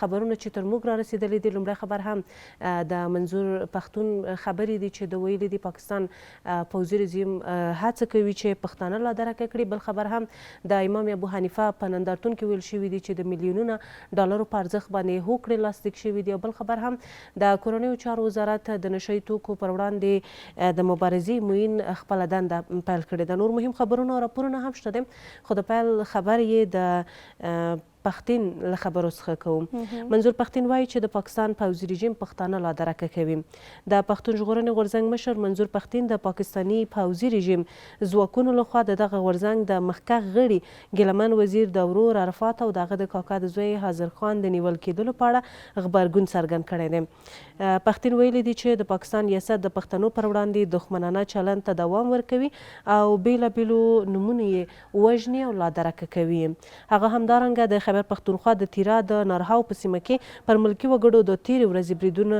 یادونه کړې ده ویلي دي چې پاکستاني پوځ د عملیاتو پر مهال 2 تنه عام وګړي وژلي او یوه کوچنۍ ماشومه یې ټپي کړې ده منظور پښتین ویلي که د پاکستان ریاست هر څومره ظلم هم وکړي خو دوی به له خپلې مبارزې راونه ګرځوي د امام ابو حنیفه څلورم نندارتون په دریمه ورځ افغان سوداګرو د میلیونونو ډالرو په ارزښت هوکړې لاسلیک کړي دي. د افغانستان د سوداګرۍ او پانګونې خونې د معلوماتو له مخې په دغه ملي او نړیوال نندارتون کې د سوداګریزو اړیکو ځانګړې غونډه ترسره شوې چې پکې افغان سوداګرو د سیمې یو شمېر هیوادونو له استازو سره د 300 میلیونه ډالرو په ارزښت هوکړې امضا کړي دي.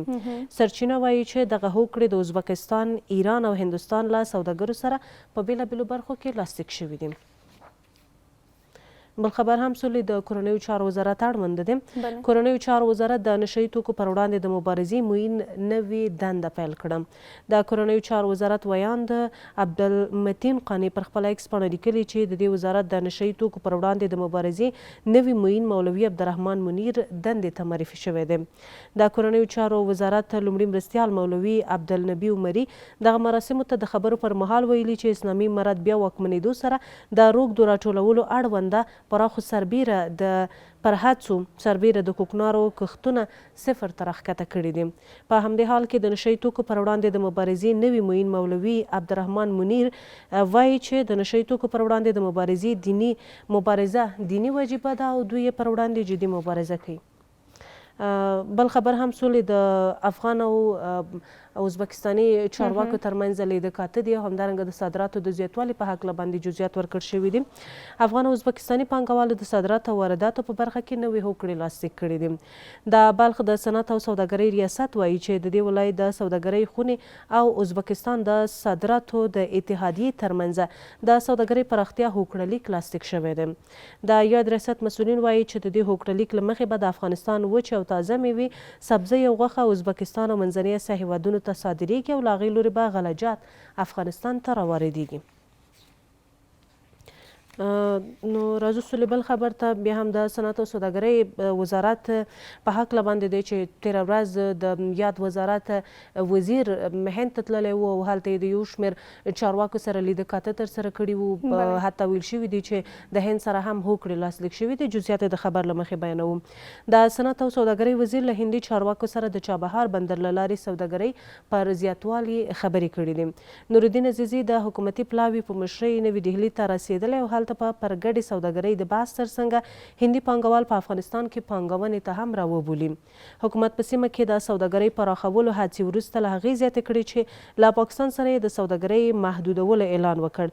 بل خواشنونکي هم هند ته د نورالدین عزیزي سفر له اقتصادي انحصاره د افغانستان وتلو لپاره ښه اقدام ګڼي.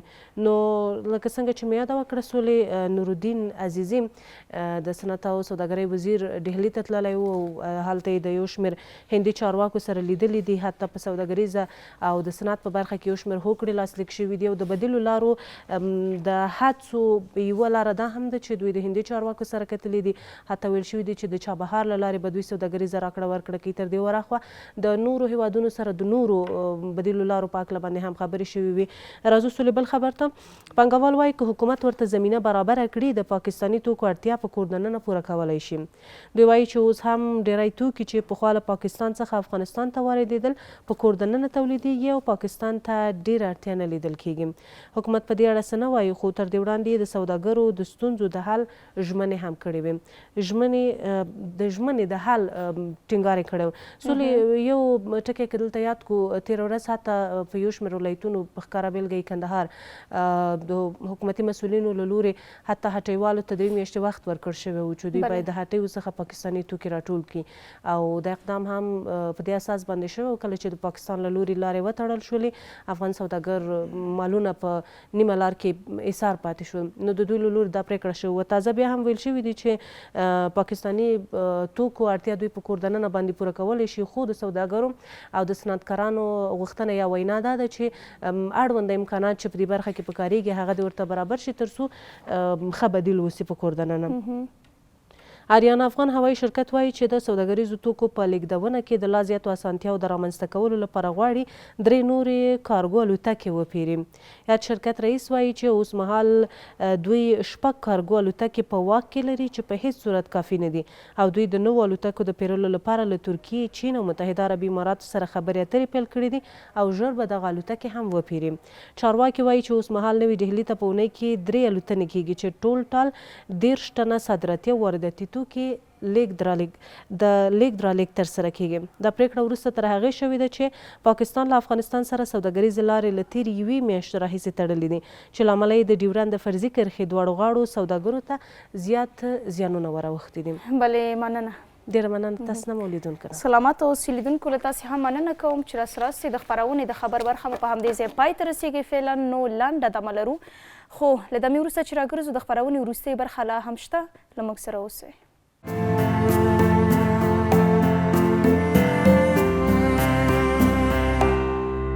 ښه راغلی. بیا هم لیدونکو ستړي مو شئ. له تاسې مننه چې راسره یاستئ. د خپرونې دوام د وروستۍ برخه پیل شوه او په دغه برخه کې نن سره زموږ قدرمن همکار اجمل جنت شته. غږیږو ورسره د ماشومانو په ادبیاتو باندې. دا چې نن د ماشومانو نړیواله ورځ هم ده، نو زموږ د رون سهار خپرونه هم د کوچنیو ماشومانو لپاره ځانګړې وه. ومو غوښته چې پر بېلابېلو موضوعاتو له مختلفو میلمنو سره پرې بحث او خبرې اترې ولرو، خو هرکلی ورته وایم بیا پر همدې موضوع سره غږیږو چې د ماشومانو ادبیات څه دي، ولې مهم دي او څومره ورته کار کول پکار دي، د دوی په راتلونکي باندې څه اغېزې درلودی شي. جنت صاحب تاسو هم ستړي مه شئ. په خیر راغلی. سهار مو ډېر نیکمرغه. ډېره زیاته مننه. سلام تاسو ته، د شمشاد ټلویزیون ټولو لیدونکو ته. سهار مو ښکلی او رنګین. سلامت اوسئ. نن راسره په خپرونه کې میلمه یې البته باز به در سره ولرو. د ماشومانو پر ادبیاتو باندې غږیږو. عموم کې نو ماشومان له ادبیاتو سره نه یوازې دا چې وده کوي، بلکې خپل ځان او هغه خپل راتلونکی هم پیژندی شي. خو څه به ښه وي چې په پیل کې د ماشومانو ادبیات وپېژنو. د ماشومانو ادبیات څه ته ویل کیږي؟ ډېره زیاته مننه. د ماشوم پر ادبیاتو چې وغږیږو، وړاندې له هغې به دغه د ادب د کلمې په اړه هم زه ځینې خبرې وکړم تر څو دغه موضوع ته خبر داخل شو. ادب په لغت کې مختلفو عالمانو ادب پوهانو په بېلابېلو معناو باندې کارولی دی. یعنې چا ورته د پوهې، چا ورته د ځیرکتیا، چا ورته د فهم، شعور، د دې ترڅنګ په خپله د ادب په معنا یا د ښه خوی په معنا باندې هم کارېږي لغتا. اصطلاحا ادب هر هغه وینا، هر هغه لیکنه چې په هغې کې د هنر متره پرته او د لوستوالو یا هغه څوک چې اوري، هغه څوک چې مطالعه کوي، د هغوی احساسات داسې راپارې لکه څه وخت چې لیکوال دا پنځول یا یې لیکل د هغه احساسات یې رانیغ کړي وو. دغسې وینا، دغسې لیکنه که هغه شفاهي وي که تحریري وي، خو چې هنر پکې هنري ارزښت ولري او پر لوستونکو او اوریدونکو باندې اثر ولري، په ادب کې شامل دي. لکه څنګه چې د ادبیاتو برخه ده، یعنې دلته اوس زموږ بحث نن د ماشوم په ادبیاتو دی. یعنې هغه ادبیات چې د ماشوم لپاره خاص شوي دي، یعنې د ماشوم لپاره لیکل شوي دي او د ماشوم په تړاو باندې هغه ادبیات د هغوی د فهم، د هغوی د پوهې، د هغوی د ذهني او د دې ترڅنګ د عاطفي ودې لپاره لیکل کیږي. په لنډ ډول وایم چې د ماشوم ادبیات په دې معنا باندې کله چې د یو متخصص لیکوال لخوا نه یا هغه څوک چې په دغه برخه کې مسلکي دي، پوهیږي، د هغوی لخوا نه د ماشومانو لپاره داسې لیکنې، داسې اثار ولیکل شي چې په هغې کې د ماشوم ذوق، د ماشوم علاقې، د ماشوم د فهم او د درک قوې ته په کتو باندې مختلف پیغامونه وي او مختلفې لارښوونې وي. د ژوند سره د بلدتیا، له ټولنې سره د بلدتیا لپاره پکې مختلف موارد راغلي وي او د هغه د ذهني او د دې ترڅنګ د عاطفي او احساساتي ودې لپاره لیکل شوي وي. دې ته موږ د ماشوم ادبیات ویلی شو. بلې جنت صاحب، د ماشومانو ادبیات د کومو موخو لپاره پنځېږي او یا هم مهم دي؟ هر کار چې کېږي په هغې کې یو هدف موجود وي او یوه موخه لري. ادب هم خپلې موخې لري. په ټوله کې ادبیات که موږ وګورو د انساني ټولنې یا د انساني بشریت د جوړښت، د انساني بشریت د سالمې روزنې او په انساني بشریت کې د ښه خوی، د ښه اخلاقو د پیدا کېدو او د استیتیک ذوق د روزلو لپاره ایجادېږي. د ماشوم ادبیات هم موخه یې همدا ده چې کله چې د ادیبانو په دغه برخه کې د مسلکي کسانو لخوا نه دوی ته لیکل کېږي، موخه یې یوازې د ماشوم د روزنې ده. ماشوم ته د مختلفو پیغامونو د لیږدونې ده چې هغوی له ژوند سره بلد شي، هغوی له خپلې ټولنې سره، له خپلو هغه والدینو او کورنۍ غړو سره د اړیکو په تړاو پوه شي. خو په لویه کې د ماشوم د ادبیاتو موخې، لومړنۍ موخه یې دا ده چې د مورنۍ ژبې سره بلدتیا، یعنې کله چې د ماشومانو لپاره ادبیات پنځېږي نو لومړنی هدف پکې دی چې دوی له مورنۍ ژبې سره بلدتیا پیدا کړي. د دې ترڅنګ د ټولنیزو او ترڅنګ یې د ژوند په اړه مهم اصول زده کړي. یعنې دا ادبیات په همدې موخه تخلیق کیږي چې ماشوم هم د ژوند هم له نورو سره د برخورد له نورو سره د اړیکې په تړاو باندې پوه شي او یو ډول ته وروزل شي. د دې ترڅنګ د ماشوم د ادبیاتو بله موخه او یا هدف دا دی چې په دې سره یوازې ماشوم باید جسمي وده ونه کړي. مثلا یو څوک زیږېدلی دی د لومړی کال تېرېږي، دویم کال تېرېږي، دریم کال تېرېږي، جسما وده کوي. د دې ادبیاتو پنځول هدف یې دا دی چې ماشوم په فکري لحاظ باندې هم له خپل جسمي ودې سره مخکې لاړ شي او نمو وکړي. په هیجاني لحاظ سره هم دا باید مخکې لاړ شي، وده وکړي او نمو وکړي. په شعوري لحاظ باندې هم ماشوم لکه څنګه چې جسما وده کوي همدغسې باید دا مخکې لاړ شي او د ده شخصیت وغوړېږي. ترڅنګ د دې موخو یوه بله موخه چې لري هغه تفریح ده، سالمه تفریح د ماشومانو لپاره. یعنې هغه حکایتونه، هغه کیسې چې د ماشومانو لپاره پنځول کیږي دوی ته یو ډول ته خوند هم ورکوي، لذت هم ورڅخه اخلي، تفریح هم بولي. یعنې ځینې کتابونه داسې چاپ شوي دي چې د متن سره سره هغوی ته انځور هم جوړ شوی دی. یعنې هغه کومه خبره چې شوې ده په انځوري شکل باندې هم هغوی ته هماغه پیغام لیږدېږي. ځینې ماشومان دا ډېر زیات خوښوي او په همدې سره د دوی یو ډول د تفریح هم کېږي، هم یې د لوستلو او هم یې د هغه فهم قوه ورسره ځواکمنېږي. نو په ټوله کې د ماشوم د ادبیاتو موخه دا ده چې کله یو څوک یا یو ماشوم همدغه لیکنې، همدغه حکایتونه، همدغه کیسې، همدغه داستانونه ولولي او د ده ذوق خړوب کې د ترې خوند واخلي، حافظې ته یې وسپاري، حافظه یې ورسره قوي کېږي او د دې ترڅنګ نورو ته انتقال کړي، خپلو همزولو سره یې شریک کړي او بالاخره په ژوند کې تطبیق کړي او د لویانو خویونه پکې پیدا شي. ډېر ښه. ستاسو له نظره د ماشومانو د ادبیاتو ژبه باید څرنګه او یا هم څه ډول وي؟ دا ډېره ښه پوښتنه ده، ځکه موږ او تاسې په دې ټول پوهېږو چې ژبه د افهام او تفهیم یا د پوهولو او راپوهولو یوه وسیله ده. همدغه ژبه ده چې انسان خپلې تجربې، خپلې مشاهدې، خپلې لیدنې، کتنې په ټوله کې چې په څه باندې پوهېږي یا یې ذهن کې دي نورو ته انتقالوي. نو د ژبې تعریف هم داسې وکړو چې د افهام او تفهیم وسیله ده. نو کله چې موږ او تاسې په ټولنه کې ژوند کوو له مختلفو افرادو سره مخ کېږو یا مختلفو کټګوریو سره د افرادو مخ کېږو، کله چې موږ له عامو خلکو سره مخ کېږو نو په عامه ژبه باندې غږېږو، خو که لوستو سره مخ کېږو ممکن زموږ ژبه یو څه همدغسې علمي هم وي، خو که په اکاډمیک ځای کې یو یا په دفتر کې یو هلته بیا زموږ ژبه تغییر کوي. زموږ د ژبې هغه سادهوالی او پیچلتیا په همدغه محیط پورې تړلې ده. یعنې په مختلفو برخو کې په مختلفو ځایونو کې زموږ ژبه تغییریږي. زموږ ژبه د هغو مخاطبینو علمي کچې ته په کتو باندې هماغسې اختیارو. ماشوم هم چون د ده عمر، د ده فهم، د ده درک قوه، د ده د پوهېدو ځواک ماشوم دی، هغسې نه ده. نو ده ته پکار دي چې د دې عمر ته په کتو باندې هماغسې لیکنې ورته وشي، په هماغه ژبه، په هماغه سبک ورته ادبیات وپنځېږي. یعنې ماشوم موږ او تاسې مختلفې کټګورۍ لرو د عمر. د ارواپوهنې له مخې یو ماشوم له زیږون وروسته تر 3 کلنۍ پورې، له 3 کلنۍ تر 6 کلنۍ پورې، له 6 کلنۍ تر 12 کلنۍ، له 12 کلنۍ تر 14 کلنۍ او مخکې ځي که نه. د هر پړاو ته باید وکتل شي، د هرې دورې ته د ماشومتوب باید وکتل شي او ماشوم درک شي چې مثلا دی په دغه وخت کې څه ډول خپله غږېږي، څه اوري، څه ورته خوند ورکوي او هماغسې ورته ادبیات وپنځېږي. یعنې زما هدف له دې خبرې دا دی چې یو ماشوم که په لومړۍ دوره کې یعنې تر 3 کلنۍ پورې وي نو ده ته د همدغه عمر ادبیات چې کوم دي دا باید وپنځېږي. له 3 کلنۍ تر 6 کلنۍ پورې دی نو یو څه بیا رابوتکې کېږي، په خبرو باندې هم راځي، له نورو خلکو سره مشنا کېږي، بهر چاپېریال ته موځي. نو دغه وخت کې د ده د حالت ته په کتو باندې، د دې مطالعې ته په کتو باندې همدغسې ژبې سره په همدې سبک ورته پکار دي چې لیکنې وشي.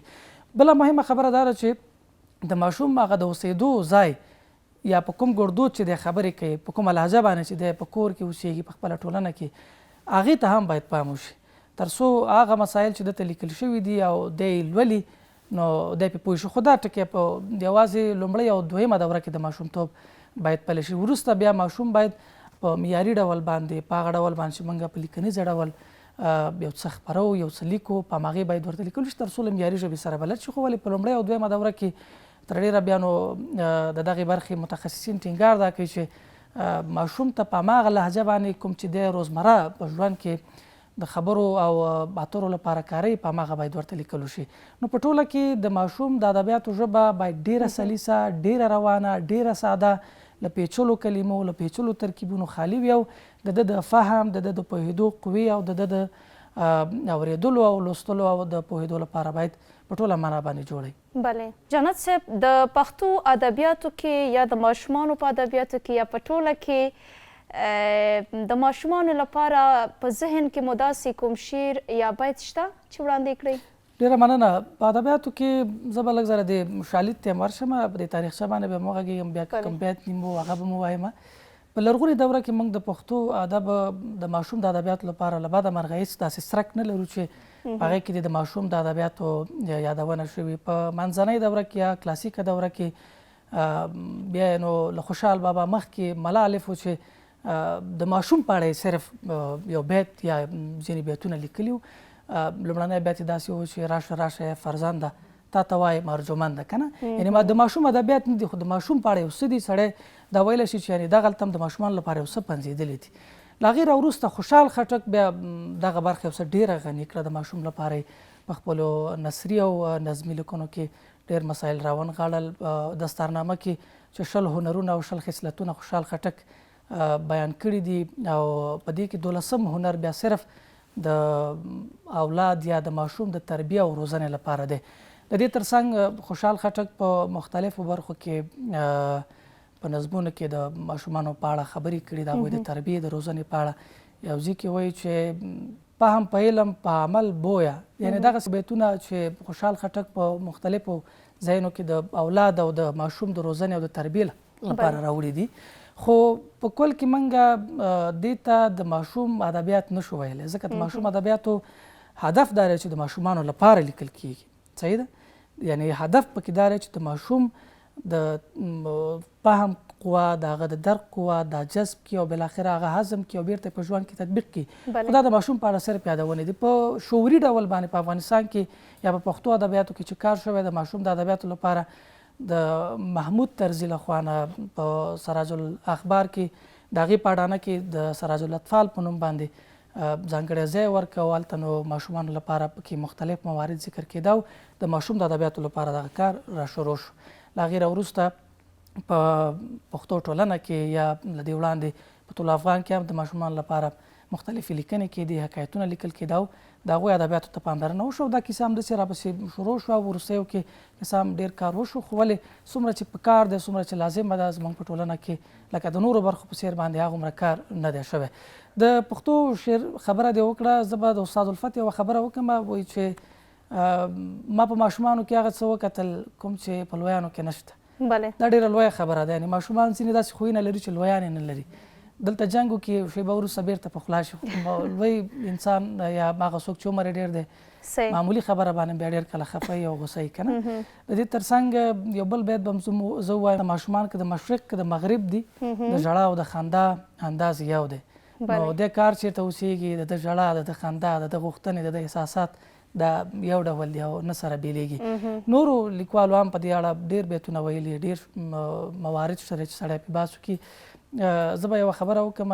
د مصري لیکوال نجیب محفوظ هغه وایي چې زه یو ورځ په لاره باندې روان وم، نو یو ځای کې ترافیکي اشاره سره شوه، نو ودرېدم. کله چې ودرېدم نو د موټر له ښیښې مې وکتل، بهر یو ماشوم ناست و، خواږه شیان، چاکلیټ، ککو دا یې خرڅول.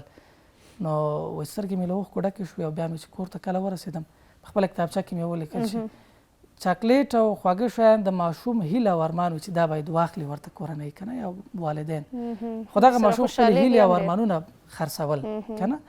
نو له بده مرغه ماشومان ډېرې لوی ارزښتونه یې زموږ په ټولنه کې، یا د راتلونکي رهبران دي، یا د سبا مشران دي، د سبا زموږ حاکمان دي. نو دوی ته پاملرنه، دوی ته توجه زموږ د ټولنې په بنیاد او ریښې پورې تړلې خبره ده. بلې جنت صاحب، په وروستیو کې درنه اورم چې دغه د ماشومانو ادبیات ولې تر اوسه هم پر کیسو باندې ولاړ دي؟ مهمه خبره دا ده چې کیسه که تاسې پام کړی، په ماشومتوب کې موږ او تاسې ټول په دې پوهېږو چې د میندو له خوا نه راته کیسې ویل شوي دي، که نه. ځینې کیسې داسې دي چې هغه د مشرانو لخوا نه یا د میندو لخوا نه ماشومانو ته پنځول شوي سینه په سینه نقل شوي دي یعنی شفاهي دي او ځینې داسې چې ماشومانو ځینې خبرې په خپله باندې ایجاد کړي که نه کیسه باندې ځکه د خبره راټوله ده چې کیسه کې یو ډول ته تلوسه موجوده ده او دغه تلوسه ماشوم دې ته نه پرېږدي چې له کیسې بلې خوا ته توجه واړئ یا بلې خوا ته پام واړئ همدا ټکی په دې کې ډېر بارز دی د کیسې تر څنګ ماشوم ته یو پیغام بل دا هم لیږدول کېږي چې هغه ته ښه او بد د همدې کیسې په پای کې روښانه کېږي پرته له دې نه چې ورته وویل شي چې دا کار ښه دی که دا بد دی یعنې ماشوم په خپله په دې پوهېږي چې څه ښه دي او څه بد دي ځکه دا کیسې په اورېدو سره هم د دې د اورېدو قوه پیاوړې کېږي هم یې هغه تلوسه چې دا ورسره مل وي او بالاخره هغه پای او نتیجه چې ډېره مننه بالاخره به ډېر څه پوه شي. جنت صاحب له تاسې مننه چې په خپرونه کې راسره وئ. ډېره زیاته مننه. لیدونکو له تاسې هم مننه کوم چې راسره وئ. تر دا مهال زموږ سهارنۍ 2 ساعته خپرونه مو د پیل نه تر پایه ولیده. وخت مو پای ته رسېدلی. تاسو ته ښه ورځ لویه لامل شه. له لیدلو مو مننه.